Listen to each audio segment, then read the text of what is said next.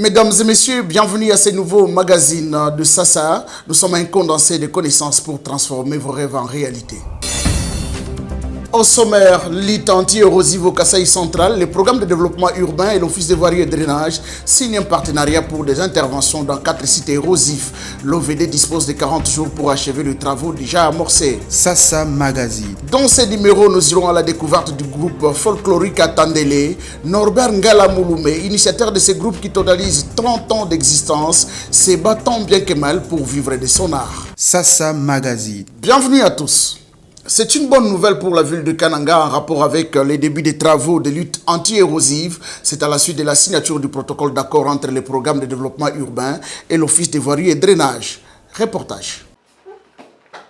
Au total, 4 sites érosifs de Kananga sont concernés par ce protocole d'accord. Il s'agit de l'érosion de la gare SNCC sur la nationale numéro 1, l'érosion qui menace les installations de la Monisco à l'aéroport, les sites Mamoua Carmel et celui de l'université Notre-Dame du Kasaï. C'est en présence du ministre d'État à l'urbanisme et habitat que cet accord a été signé par Lazare Dakawadino et Pico Mwepu, respectivement coordonnateur du programme urbain de développement et directeur général adjoint de l'OVD. S'appropriant la philosophie du président de la République et du premier ministre centré sur le bien-être social, le ministre d'État à l'urbanisme, Pius Mwabilou, projette une visite d'inspection dans l'espace Kasaï, particulièrement à Kananga, pour s'assurer de la bonne évolution. Ce que nous avons fait aujourd'hui, le geste qui a été posé aujourd'hui, c'est un accompagnement technique.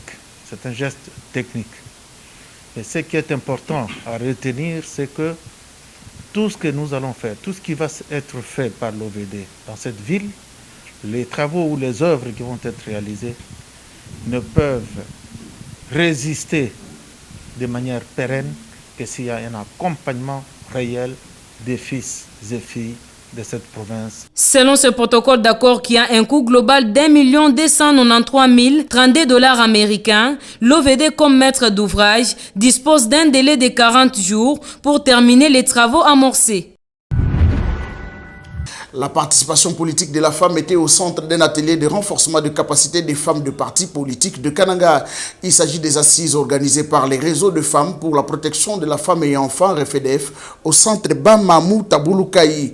Marlène Kankou pour les reportages. Ces travaux de 2 jours ont réuni une trentaine de participantes, membres et présidentes des partis politiques ayant des ambitions politiques. Un renforcement des capacités nécessaires pour les outils avec des stratégies efficaces sur l'orientation politique, explique Maître Félicien Matamachi, coordonnateur national des RFDF. La femme elle-même doit commencer par connaître c'est quoi le pouvoir de la femme, c'est quoi l'inclusion de la femme, c'est quoi la participation. Quand on parle de la participation, il ne suffit pas seulement de participer, non, mais il faut que ce soit une participation active. RFDF devra travailler cette année avec des femmes politiques pour les accompagner jusqu'aux élections de 2023. Présente à cet atelier, la chef de division provinciale du genre enfants et famille, Chantal Ndaya, invite les femmes ambitieuses à capitaliser les notions apprises. Pour moi, je leur demande de prendre ça à cœur.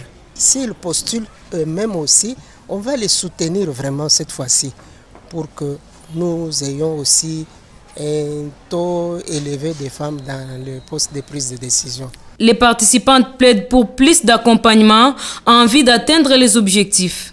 En tout cas, nous félicitons ces projets et nous les demandons à ce qu'ils nous accompagnent selon leurs décisions déjà prises afin que nous puissions arriver à notre but.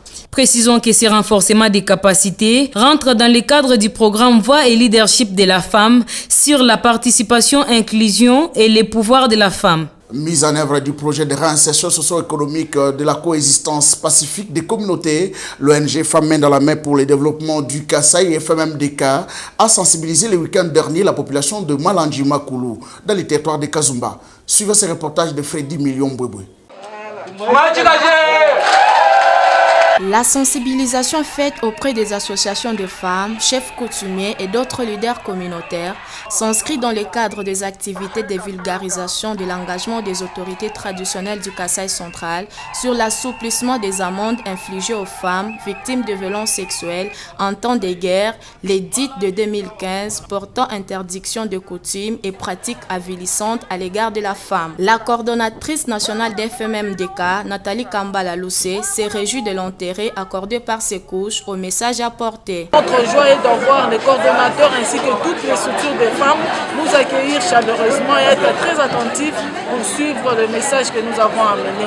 Notre joie encore est de voir les chefs coutumiers, les leaders communautaires et tout le monde de la communauté adhérer facilement à notre message. Il suffit seulement d'un coup de pouce et de l'organisation et renforcer leurs capacités. Je pense qu'on aura des femmes fortes ici qui vont lutter farouchement contre les violences sexuelles et celles basées sur les genres. Satisfaction également de Richard Kalala de l'association des femmes s'appropriant l'éducation familiale qui invite les femmes à l'appropriation, la lutte contre les violences sexuelles. Pour leur part, les autorités coutumières et les associations de femmes présentes à cette séance s'engagent à intensifier les messages auprès de leur communauté. Autre chose, la consommation de médicaments non appropriés peut aggraver la situation de la femme souffrante d'endométriose. D'après Dr Jocelyne Swamounou, il y a nécessité que les personnels soignants soient suffisamment formés pour la prise en charge de cette maladie. Suivez Dr Jocelyne Swamounou. L'endométriose, c'est une localisation ectopique de l'endomètre. On peut la retrouver anormalement au niveau des ovaires, du tube digestif et d'autres tissus. L'endométriose peut se manifester par de règles douloureuses, par des dyspareunies qu'on appelle en des termes simples de douleurs au moment de rapports sexuels, par l'infertilité. Il y a le niveau socio-économique bas. Quand on n'a pas suffisamment de moyens, on ne sait pas consulter un médecin. Il y a le tabou autour de règles. Les femmes qui sont victimes des règles douloureuses se gênent d'aller en parler aux médecins. Pour faciliter la reconnaissance de l'endométriose, il faut faire des formations continues auprès de personnels soignants, leur rappeler que toute règle douloureuse n'est pas normale. Il peut se cacher derrière des règles douloureuses une endométriose. Je les conseille d'aller consulter des médecins avisés. Plus tôt la maladie est diagnostiquée, mieux elles sont prises en charge. Donc je le conseille d'arrêter d'abuser avec les antalgiques. Les médicaments ne sont pas des bonbons. Arrêtez d'intoxiquer vos foies et vos reins. Allez consulter les médecins avisés pour une prise en charge adéquate. Vivre de son art, c'est bien possible. En tout cas, c'est ce qu'on peut dire de cet artiste musicien qui fait la musique traditionnelle au Kasaï central. Nous vous faisons découvrir ici Chambouyi, patron du groupe folklorique Atandele. Suivons les reportages de Freddy Million Bobo et Marlène Kakou.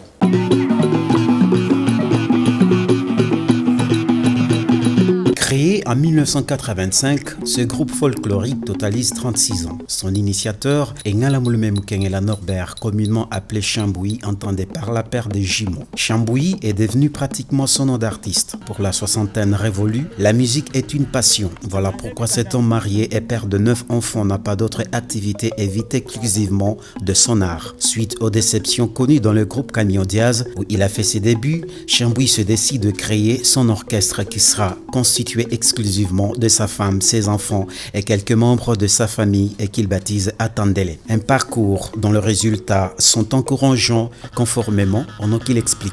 Jina jaji sumbu Atandele njinji bikila mukumuna bisumbu bituvunabu malu avo batwenzela batumuneto tubika le bleu twenze mujumuka wine jifututo twende bujik bo basel bo china kambane groupe Atandele na chakale ni sele bien ni ndele bien. Très sollicité pour agrémenter les manifestations publiques et les veillées mortuaires, ce groupe qui se caractérise par le style dénommé Tinselembwe ayant comme particularité l'interprétation de chansons traditionnelles venant en grande partie de Dimbelenge, l'un des 5 territoires du Kasaï central.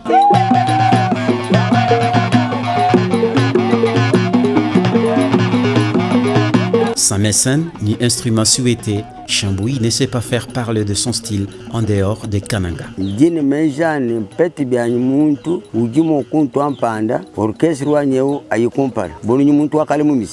Merci de nous avoir suivis. Prenons rendez-vous pour le week-end prochain.